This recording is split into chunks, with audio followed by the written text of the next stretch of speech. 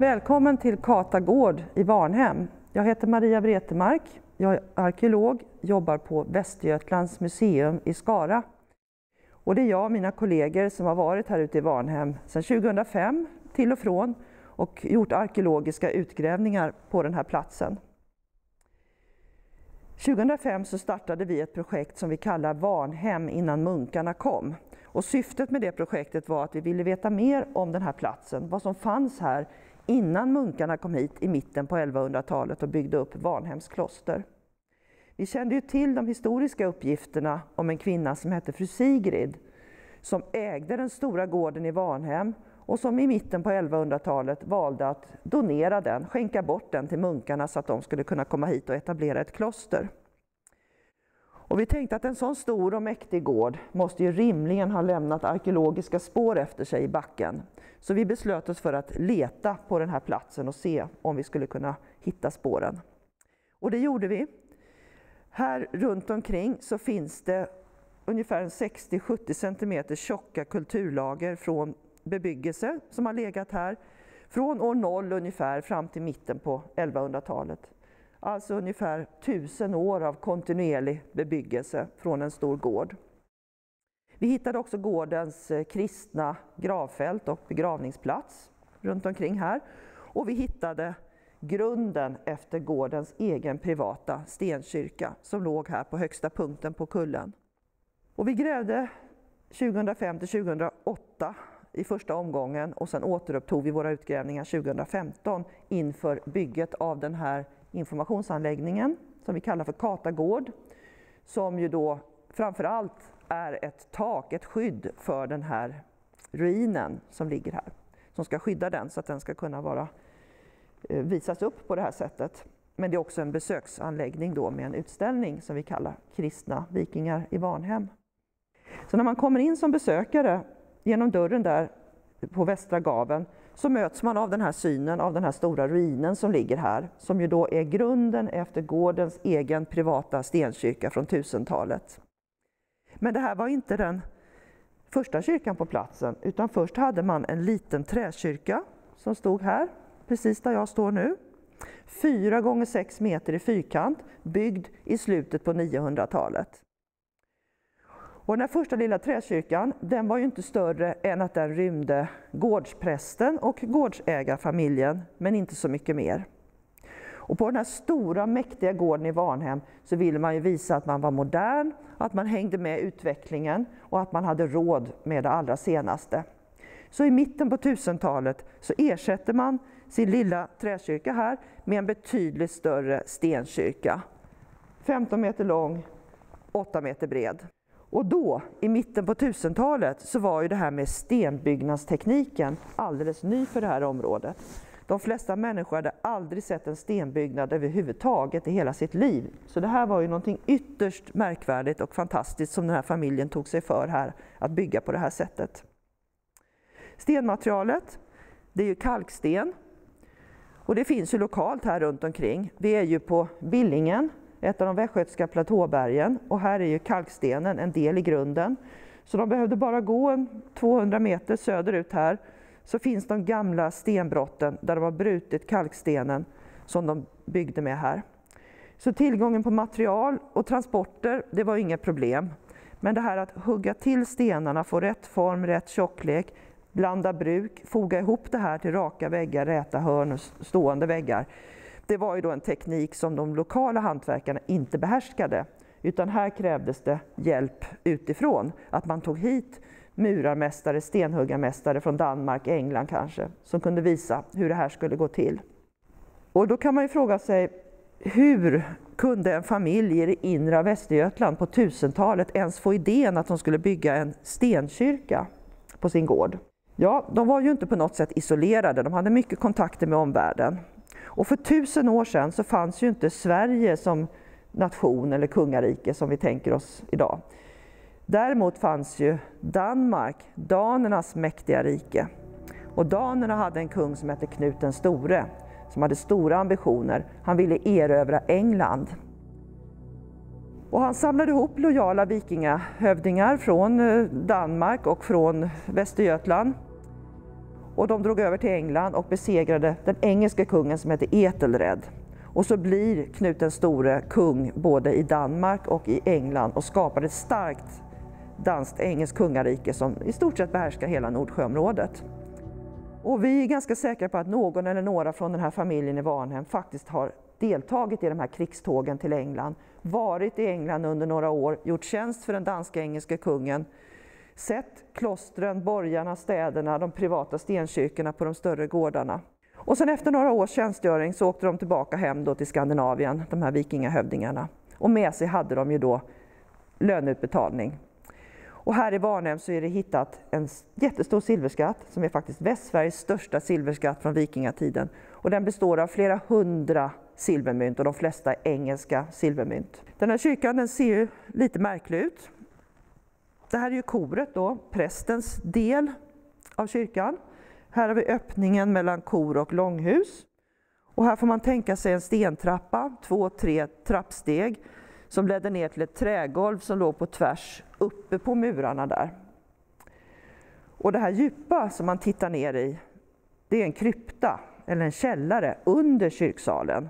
Och det är det som gör att det blir sån stor volym när man kommer in här, att man tittar ner så djupt. Och det här att bygga en krypta, det är ju någonting ytterst ovanligt i Skandinavien. Det finns en handfull exempel. Däremot är det ganska vanligt i England, i de tidiga engelska kyrkorna, att man hade olika typer av källarutrymmen eller kryptor under marknivå, under kyrkorna. Så kanske fick man inspirationen därifrån att man skulle bygga på det här sättet. Sen kan man ju fundera på, vad ska man ha en sån här krypta eller en sån här källare till under kyrkan? Det första man tänker är ju att det har fungerat som gravkammare för gårdsägarfamiljen. Men det finns inga gravar där nere, så att det blev i varje fall inte så. Så kanske har den använts för att förvara någonting värdefullt, kanske en helig relik. Kanske användes den för enskilda bönestunder eller för speciella kyrkliga ceremonier. Eller bara som ett säkert förråd för gårdens rikedomar. Vi vet inte, men det är ett fantastiskt fint och välbevarat rum i alla fall. När munkarna kom hit då i mitten på 1100-talet så byggde de ju en ny kyrka här nedanför kullen. Då behövde ju inte de den här gamla gårdskyrkan längre. Men munkarna var praktiskt sinnade så de tänkte att den här fina stenbyggnaden, den kan vi återanvända. Så de rev den inte, men de byggde om den. De murade igen den här öppningen mellan kor och långhus. Och i det gamla koret här så gjorde de ett bronsgjuteri, en metallverkstad för tillverkning av kyrkliga föremål som skulle användas nere i klosterkyrkan. I det gamla långhuset så blev det någon form av gästhus eller härbärge. För de som skulle besöka klostret kanske behövde sova över natt, kanske få en bit mat och då kunde man få det här. Och för att det skulle fungera och vara bekvämt så behövde man kunna värma det där rummet. Så då har man knackat in en spis här i hörnet. Så här eldade man på 1200-1300-talet och kunde också laga mat. Så i den där delen så har vi hittat spår efter dem som nattade över här. Det är matrester, kammar, knivar, mynt. Och vi har också hittat en schackpjäs, den vita löparen, som någon tappade bort på 1200-talet när de satt här och spelade schack. Och i och med att munkarna tog den här kyrkan ur bruk så röjde de ur de kyrkliga inventarierna, inredningen. Trots det så har vi faktiskt hittat en del av det som hörde till kyrkan en gång i tiden. Och det viktigaste är ju såklart själva altarstenen, altarskivan, som låg kvar här i korgolvet spräckt i 3 delar. Den har vi lagat och lagt tillbaka här där den stod då när det här var kyrka för 1000 år sedan. Det är en kalkstensskiva, fint huggen på 3 sidor. Men den 4:e sidan är lite mer grovhuggen och där går det ut som en liten snibb. Så man kan förstå att den där altarstenen har varit inpassad i den östra gavelväggen i en fönsternisch. Och där det funnits ett östfönster där ljuset från den uppgående solen har strömmat in i kyrkan. Ja, runt omkring den här kyrkobyggnaden så finns ju den här stora tidigkristna gravplatsen.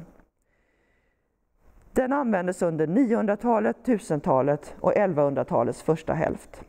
Så redan i början på 900-talet så övergav man sitt förkristna gravfält som ligger i Beteshagen här bakom och började begrava här enligt kristen gravtradition. Och det är ganska stor skillnad. Man slutade att kremera, man började lägga de döda obrända i jorden med huvudet i väster och fötterna i öster. Vi har undersökt ungefär 300 gravar runt omkring här. Men vi vet att det finns uppemot 3000 gravar. Vi har ju lagt våra grävningsschakt på lite olika ställen för att se hur stor den här kyrkogården är och hur den användes. Så ungefär 3000 kristna gravar finns runt omkring här. Och vid våra utgrävningar så har vi kunnat se att den här kyrkogården är indelad på lite olika sätt. Framförallt är den socialt skiktad. Så närmast kyrkan här så ligger finfolket begravda i fina kalkstenskistor. Alltså gårdsägarfamiljen med sina släktingar. Lite längre ut på kyrkogården så ser vi spår av gravar med träkistor. Det är lite enklare gravar.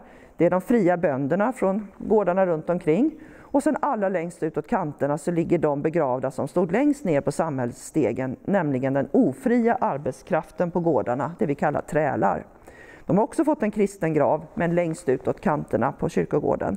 Och man kan se på skeletten att det finns en social skillnad. De som är begravda längst utåt kanterna har mycket mer förslitningsskador i sina ryggar och leder och mycket sämre tänder jämfört med de som är begravda närmare kyrkan. Vi kan också se att barnadödligheten var väldigt hög. Ungefär hälften av de gravar som vi har undersökt är barngravar. Och alldeles intill kyrkan, närmast väggarna, så är det mycket barngravar. Kunde man så begravde man gärna barnen nära kyrkobyggnaden för att de skulle hamna i det heliga takdroppet. Kyrkogården är också indelad på kön så att kvinnorna är begravda på norra sidan och männen är begravda på södra sidan. Och så gjorde man i hela Skandinavien under den äldsta kristna tiden. Och det går tillbaka på en gammal kyrklig symbolik som har att göra med korsfästelsescenen. När Kristus hängde på korset så stod Maria till höger nedanför och Johannes stod till vänster. Och översätter man det till väderstreck så blir ju den högra sidan den norra sidan, alltså Marias sida, och den vänstra, den södra, Johannes sida. Så kvinnornas sida och männens sida.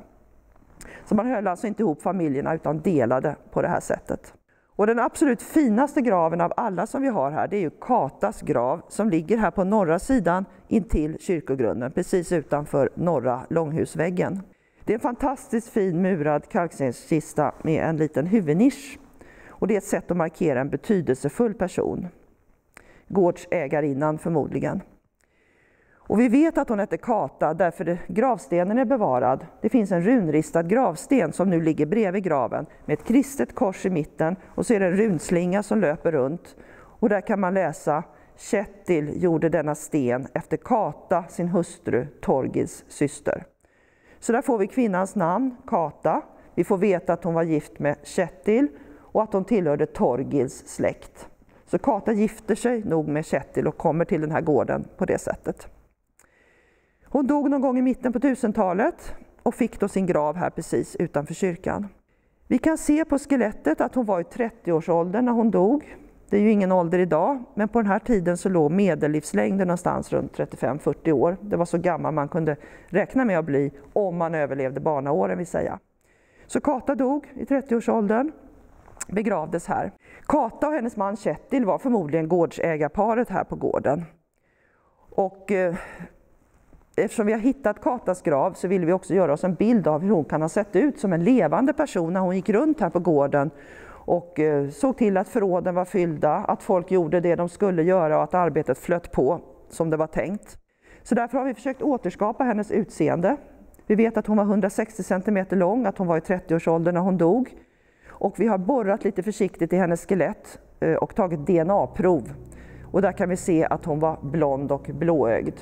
Så utifrån de uppgifterna och även en inskanning av själva kraniet så har vi återskapat hennes utseende i form av en docka i full storlek som finns på Västergötlands museum.